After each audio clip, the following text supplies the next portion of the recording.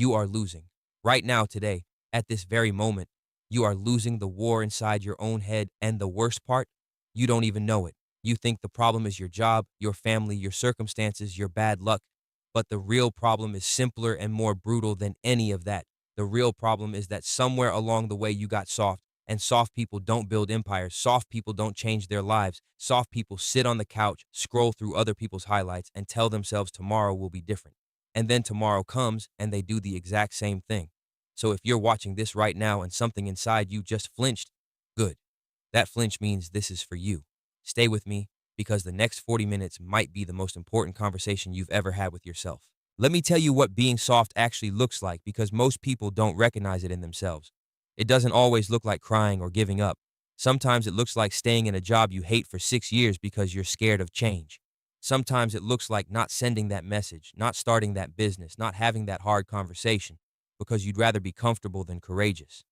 Softness is the habit of choosing the easy path so many times that you forget the hard path even exists. It is the slow erosion of your own standards, one small compromise at a time. You told yourself you'd wake up at 5 a.m. You didn't. You told yourself you'd quit sugar. You didn't. You told yourself this year would be different. And here you are, watching a video about being soft, which means some part of you already knows something isn't working. That awareness is good, but awareness without action is just pain with a story attached to it. Here's what no one tells you about softness. It doesn't happen all at once. Nobody wakes up one morning and decides to become weak. It happens gradually. It happens through 1,000 tiny decisions where you chose comfort over growth, where you chose the snooze button over discipline, where you chose to scroll instead of study, where you chose to complain instead of create. Each one of those decisions felt small in the moment, but decisions are like drops of water. One drop does nothing, but a million drops carve through solid rock. The softness inside you right now is the result of millions of small choices, and the hardness you want, that mental toughness, that resilience, that confidence, is also built through millions of small choices made in the opposite direction. This is the truth that changes everything if you actually absorb it. You are not stuck. You are just consistently choosing the wrong things, and you can start choosing differently right now, today. Let's talk about pain for a second because this is where most people stop listening. Every motivational video tells you to embrace discomfort, to love the grind, to enjoy the struggle, and then the moment real discomfort shows up in your life, you turn that video off and go eat something. The reason that happens is because you've been treating discomfort like an enemy. You have been trained by modern life, by instant delivery, instant entertainment, instant everything, to see discomfort as a problem to be solved rather than a teacher to be respected. When something hurts, you want it to stop. When something is hard, you want it to be easier. When something challenges you, you look for a shortcut. And every single time you do that, you are telling your nervous system, your subconscious, your entire identity, I am not someone who can handle hard things. Repeat that message enough times and your brain starts to believe it. You start to become it. The person who can't handle hard things, the person who breaks under pressure, the person who quits when it gets real. But here's what the greats figured out. The thing that separates people who win from people who watch winners. They didn't learn to love pain. They learned to be bigger than it. They stopped negotiating with discomfort and started walking through it. Michael Jordan didn't smile when his legs burned in practice. David Goggins doesn't enjoy suffering. The soldiers, the champions, the builders, they feel the same fear, the same pain, the same doubt that you feel. The difference is they don't stop when they feel it. They train themselves to keep moving while the feeling is happening. That's the skill. Not the absence of fear, not the absence of pain, but the ability to act in spite of it. And here's the beautiful thing about that skill. So it's trainable. You can build it. Starting today, not by doing something massive, but by doing one hard thing every single day that you would normally avoid. Think about the last time you did something genuinely hard, not difficult because of circumstances, hard because you chose to push yourself. When was it? For most people watching this, they have to go back weeks, months, maybe years to find a real answer. And that gap, that long stretch of comfortable, unchallenged, easy days is exactly where the softness grows. Strength, mental or physical, is not a state you achieve and keep forever. It is a living thing. It must be fed. It must be exercised. A muscle that isn't challenged begins to shrink within days. Your mental toughness works the exact same way. If you are not regularly putting yourself in situations that are hard, uncertain, and uncomfortable, you are shrinking. You are getting softer every single day without even realizing it. And then one day a real challenge shows up, a job loss, a health crisis, a relationship falling apart, and you have no reserves. You have nothing to draw from. And you wonder why you feel so overwhelmed. You feel overwhelmed because you spent years training yourself to avoid difficulty, and now difficulty showed up anyway, except now you're not ready for it. Let me say something that might make some people uncomfortable because that's exactly what this video is designed to do. A large part of your softness is not your fault, and a large part of it is completely your fault. Both things are true at the same time. Society has been making you softer for decades. The system profits when you are comfortable, when you are distracted, when you are sedated by entertainment and junk food and cheap dopamine. Every notification on your phone is engineered by a team of psychologists to steal your focus. Every fast food meal is designed by food scientists to override your willpower. Every streaming platform is optimized to keep you passive and consuming rather than active and building. You have been swimming upstream against a current specifically designed to soften you, slow you down, and keep you dependent. That is real. That is not an excuse. It's a context. Because once you know the current is there, you can fight it. And fighting it is your responsibility. Nobody is coming to toughen you up. No one is going to rescue you from your own comfort zone. That is a job only you can do. And it starts with deciding, really deciding, not just feeling inspired for 20 minutes, that you are done being someone who bends when life pushes. Now let's get specific because vague inspiration doesn't change anything. The first battlefield is your morning. What you do in the first 60 minutes after you wake up sets the chemical and psychological tone for your entire day. Most people wake up and immediately reach for their phone. They start their day in a reactive posture, reading other people's news, other people's drama, other people's opinions, before they've even formed a single thought of their own. That is the behavior of someone who has surrendered their mind before the day even begins. The hard thing, the strong thing, is to own your morning before the world gets access to you. It doesn't have to be a 5 a.m. ice bath and a 2-hour workout. It can be 15 minutes of silence, 15 minutes of reading something that builds your mind, 15 minutes of moving your body, but those minutes have to be yours, not the algorithms. Take your morning back and you will be shocked at how differently the rest of the day unfolds. The second battlefield is your word. Soft people are full of intentions. Hard people are defined by commitments. There is a massive difference between saying, I want to get fit, and saying, I will train 4 times a week and I will not miss it. There is a massive difference between, I should really start that business and I am starting this business and here is the first action I will take today. Soft people live in the land of should. Strong people live in the land of will. And the fastest way to build self-respect, because make no mistake, all of this comes down to self-respect, is to start keeping the promises you make to yourself. Every broken promise to yourself is a vote for the weaker version of you. Every kept promise, no matter how small, is a vote for the stronger version. Vote consistently in one direction and eventually the election is over. You become the person you kept voting for. The third battlefield is the people around you. This one is painful for a lot of people to hear, so I'm going to say it clearly. Your environment is either building you up or tearing you down, and the people in it are the biggest part of that environment. If you are surrounded by people who complain constantly, who mock ambition, who call you arrogant for wanting more, who celebrate mediocrity and feel threatened by your growth, those people are not your people. Not because they are bad humans, but because their energy is incompatible with the life you are trying to build. You cannot soar with eagles if you are spending all your time with people who are comfortable on the ground. This doesn't mean you have to burn every relationship, but it does mean you need to be very conscious about whose voice you allow to live rent-free in your head. The opinions of people who are not building anything should carry exactly 0 weight in your decisions. Here is something deeper that most people never address. Softness is often rooted in identity, not just habit. You might have been told as a child that you were sensitive or weak or not athletic or not smart enough or not tough enough, and somewhere in that young brain of yours, you filed that away as fact. You built an identity around it, and now every time you try to be harder, every time you try to push through, there is a voice that says, this isn't you, you're not that kind of person. That voice is not truth. That voice is an old story written by someone else or written by a younger version of you who didn't know any better. Identity is not carved in stone. Identity is a narrative, and narratives can be rewritten. The question is, who is holding the pen right now? Is it you, the adult who has chosen to grow, or is it the scared kid who decided long ago that hard things weren't for him? You get to decide, right now, in this moment, which version of you is writing the next chapter. Let's talk about failure because this is where soft people and hard people diverge most sharply. Soft people treat failure as a verdict. Hard people treat failure as data. When something doesn't work out for a soft person, the story they tell is, I tried, it didn't work, I guess I'm not meant for this. When something doesn't work for a hard person, the story is, that approach failed, what did I learn, what do I adjust, what's the next move, same event, completely different meaning, completely different outcome. The ability to fail forward, to extract lessons from losses and keep moving, is one of the most powerful mental skills a human being can develop. And the only way to develop it is to fail, repeatedly, willingly, strategically. You have to be willing to look stupid, to fall short, to get it wrong, and then do it again. Every person you admire who has built something great has a failure resume 10 times longer than their success resume. The difference is they kept going. They refused to let failure be the final word. Now, I want to talk about the body because this is something people skip in conversations about mental toughness, and it's a massive mistake. Your body and your mind are not separate systems. They are one system.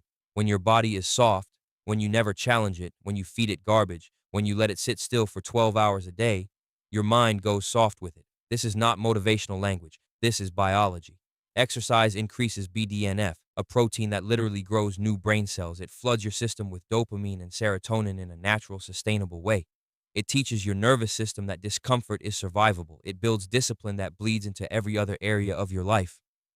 When you train your body consistently, you are not just getting stronger physically. You are training your identity. You are proving to yourself every single day that you are someone who shows up even when you don't feel like it. That proof accumulates. That proof becomes confidence. Real confidence, not the fake kind that comes from affirmations, the kind that comes from having a track record of doing hard things. Sleep is not a luxury. This needs to be said in a video about toughness because there is a culture that celebrates sleep deprivation as a badge of hustle, and it is one of the most damaging lies in the self-improvement space. The toughest, most productive, most mentally sharp version of you requires 7 to 9 hours of quality sleep. When you are sleep deprived, your amygdala, the fear and threat center of your brain, becomes 60% more reactive. You are literally more afraid, more emotional, more impulsive, and less capable of rational thought.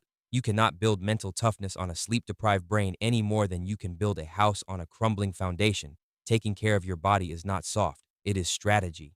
Let's talk about discipline versus motivation because if you are still waiting to feel motivated before you take action, you are going to be waiting a long time.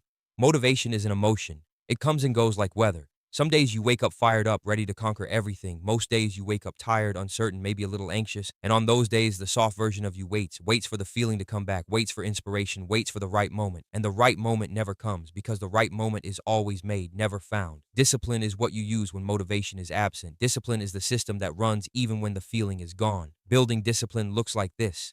You decide what you are going to do before you have to do it. You remove decisions from the equation as much as possible, and you execute based on commitment, not on emotion. The gym session is not optional because you feel tired. It was decided yesterday. It happens. The writing session is not skipped because you're not inspired. It was scheduled. It happens. Over time, this execution becomes automatic. It becomes who you are. And eventually, the motivation follows the action, not the other way around.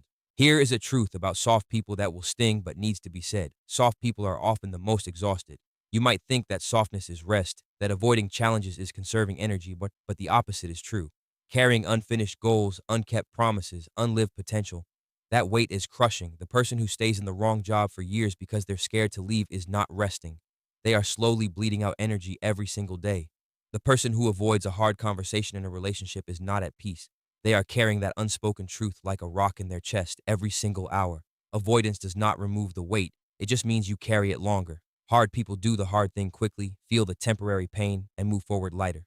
Soft people avoid the pain, extend it, deepen it, and wonder why they're always tired. Doing the hard thing is often the most efficient path to actual peace. I want to address something for the people watching this who have been through real trauma, real hardship, real pain, because sometimes the language of toughness gets weaponized against people who are genuinely hurting, and that's wrong. There is a difference between being soft and being human. There is a difference between avoiding discomfort because you're lazy and recovering from something that actually broke you.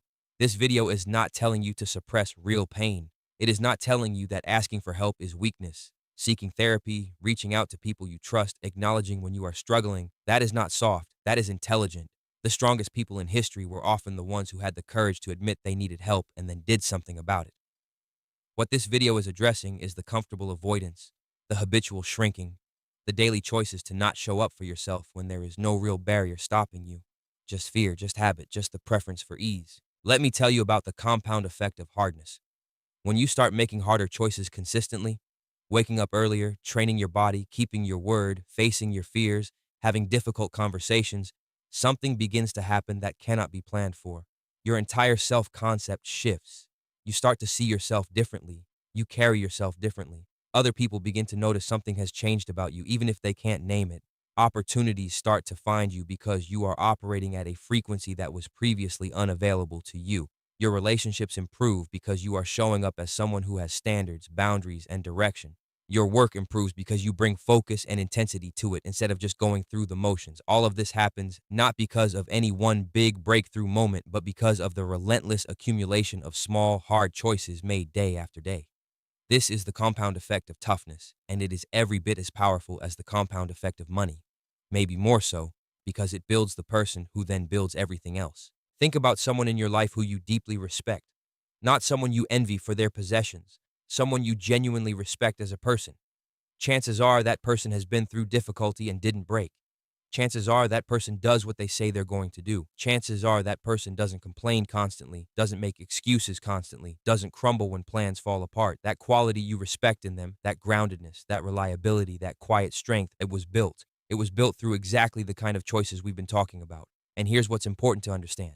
They are not fundamentally different from you. They were not born tougher. They were not handed better circumstances. They simply decided at some point that they were going to be a certain kind of person, and then they built that person through their daily choices. You can do the same thing. The blueprint is not a mystery. The only question is whether you are serious enough to follow it. Let me speak to the men watching this for a moment, because this conversation carries specific weight for men in the current moment. There is a crisis of directionless men, men who were never taught what strength actually looks like, who were either given a toxic version of it or none at all. Real masculine strength is not dominance. It is not aggression. It is not emotional suppression. Real masculine strength is the ability to take responsibility for your choices, your relationships, your impact on the people around you. It is the ability to feel something deeply and still act with integrity. It is the ability to protect what matters, build what you believe in, and show up for people who are depending on you consistently, not just when it's convenient. If you are a man who has been drifting, no clear purpose, no real discipline, no vision for where your life is going, the antidote is not more freedom. The antidote is more responsibility. Voluntarily pick up a heavier load. You will be shocked at how much meaning follows. And for the women watching, because toughness is not gendered, you face a different but equally real version of this battle. You may have been conditioned to shrink, to accommodate, to make yourself smaller so others feel comfortable.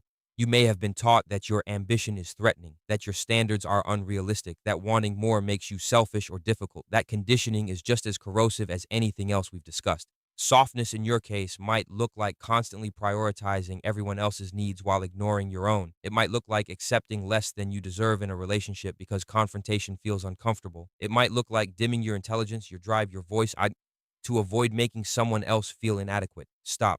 Your strength is not a problem to be managed. It is a gift to be developed. Stop apologizing for being capable.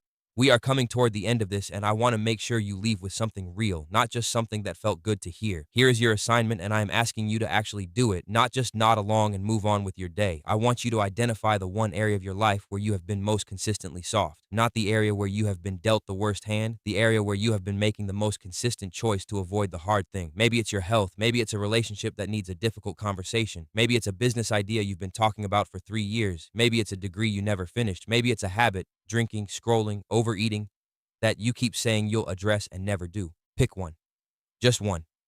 And then I want you to do one hard thing in that area today, not tomorrow, today, not the whole solution, just one hard thing, one step in the direction of the harder, stronger version of you. Because here's the final thing I want to leave you with: the life you actually want, the body, the relationships, the career, the sense of purpose, the self respect. None of it is on the other side of comfort. All of it is on the other side of the hard conversation you've been avoiding, the discipline you've been delaying, the standard you've been afraid to hold yourself to. The gap between who you are and who you want to be is not talent. It is not luck. It is not circumstances. It is softness. It is the accumulated weight of choosing ease over growth again and again in the small moments that nobody else sees. And it can be undone, starting right now, starting with the decision to stop accepting the soft version of yourself as the final version. You are not finished. You are not broken. You are not too late, but you are running out of time to keep pretending that tomorrow will fix what today keeps creating. So stop being soft, not because life is easy and you should be harder, but because life is hard and you deserve to be ready for it.